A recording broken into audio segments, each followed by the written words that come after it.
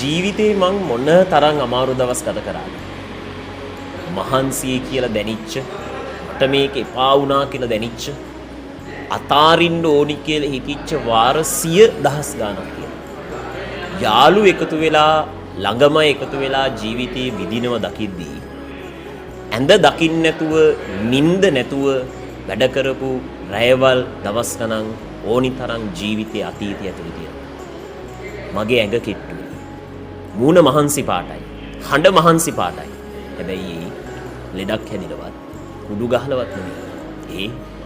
මේ ගේම පටන් ගත්ත දවස් ඉඳන් මං වෙච්ච මහන්සිය, මගේ කැපවීම, මගේ වැඩවල ප්‍රතිඵල. ජීවිතයේ දවසක අපි නිදහසේ තැනකින්දී අපිට තියෙන්න ඕනි අපි මහන්සි වෙච්ච දවස්වල අතීත මතක. එදාට තමයි අපිට දැනෙන්නේ ආඩම්බරයක්. අපි ගේමක් ගහලා මෙතනට ආපු මිනිස්සු කියලා. ජීවිතේ ඔයා කවදා හෝ දුක් විඳින්න වෙනවාමයි. ඔයාට ජීවිත කාලේ හැමදාම දුක් විඳින්න නැතුව කට්ටක්කන් නැතුව ජීවත් වෙන්න බෑ. හැබැයි ඒ විදිහට දුක, ඒ මහන්සියේ ප්‍රතිඵල මත තමයි අද මම මෙතන. ඔයාගේ වර්තමානයේ ඔයා ළඟ තියෙන හැමදේම ඔයා අතීතයේ වෙච්ච මහන්සිවල ප්‍රතිඵල.